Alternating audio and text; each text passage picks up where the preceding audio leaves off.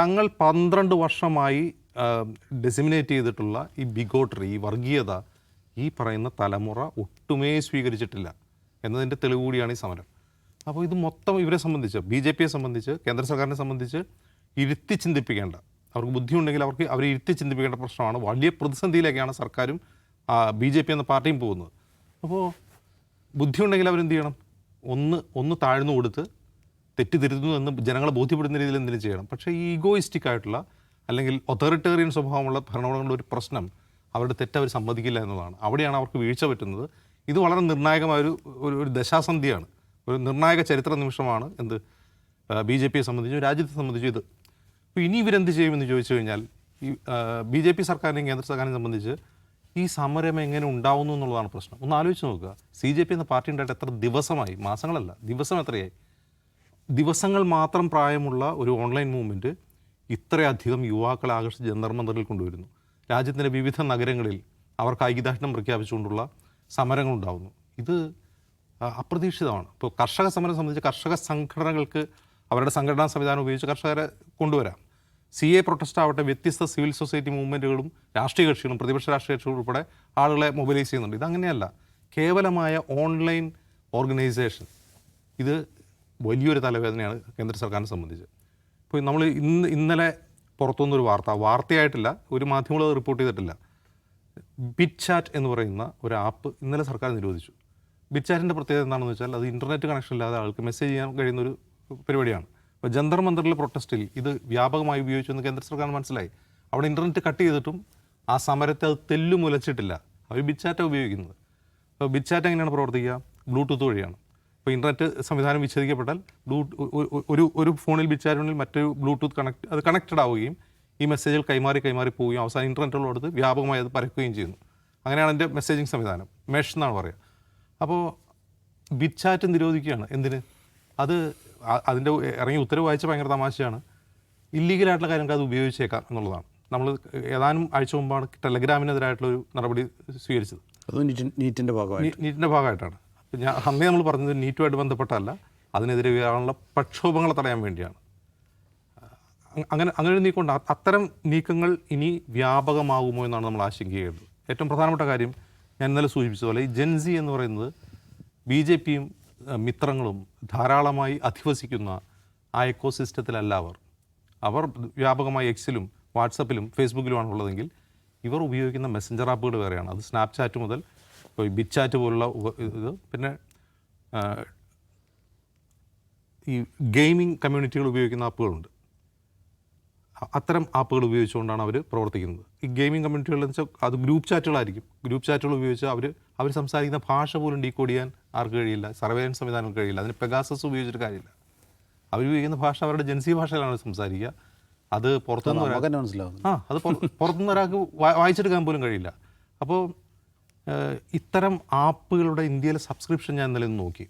ഇതിപ്പോൾ ബിറ്റ്ചാറ്റ് ആവട്ടെ, ഡിസ്കോഡ് ആവട്ടെ, അങ്ങനെയുള്ള സ്നാപ്ചാറ്റ് ആവട്ടെ, ഇവയ്ക്ക് വലിയ തോതിലുള്ള സബ്സ്ക്രിപ്ഷൻ ഉണ്ട് ഇന്ത്യയിൽ. പക്ഷെ അതാരും ശ്രദ്ധിക്കുന്നില്ല. ഈവൻ മാർക്കറ്റ് പോലും ശ്രദ്ധിക്കുന്നില്ല. ഇപ്പോൾ മാർക്കറ്റിംഗുകാരാണുള്ളത് ഇത്തരം കാര്യങ്ങൾ ശ്രദ്ധിക്കുക. മാർക്കറ്റിംഗ് ഇപ്പോൾ വാട്സപ്പ് ആവട്ടെ, മെസ്സഞ്ചർ ആവട്ടെ, ഇൻസ്റ്റ ആവട്ടെ, ഇതൊക്കെ മാർക്കറ്റിംഗുകാർ ശ്രദ്ധിക്കും. മാർക്കറ്റിംഗുകാരുടെ പോലും ശ്രദ്ധയിൽ വരാത്ത രീതിയിൽ ജൻസിക്കിടയിൽ വ്യാപകമായി ഉപയോഗിക്കപ്പെടുന്ന മെസ്സേജിങ് ആപ്പുകളുണ്ട്. അപ്പോൾ അവരത് ഉപയോഗിക്കുന്നതിനാണ്. ഒന്ന് പ്രൈവസിക്ക് വേണ്ടിയാണ്, പിന്നെ ഒരു നീഷ് ആയിട്ടുള്ള ഗ്രൂപ്പുമായിട്ട് മാത്രം സമ്പർക്കപ്പെടുക. അമ്മാവന്മാരെ കാണാതെ അവർക്ക് സംസാരിക്കാൻ പറ്റുന്ന ഒരു ഇടം എന്നുള്ളതാണ്.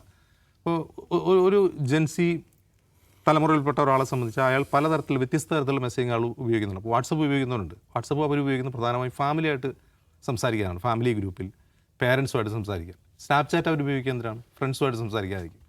ഗെയിമിംഗ് കമ്മ്യൂണിറ്റി ഉപയോഗിക്കുന്ന ഗെയിമിംഗ് ഉത്സുകരായിട്ടുള്ള ആളുകൾ അത് ഉപയോഗിക്കുന്നു.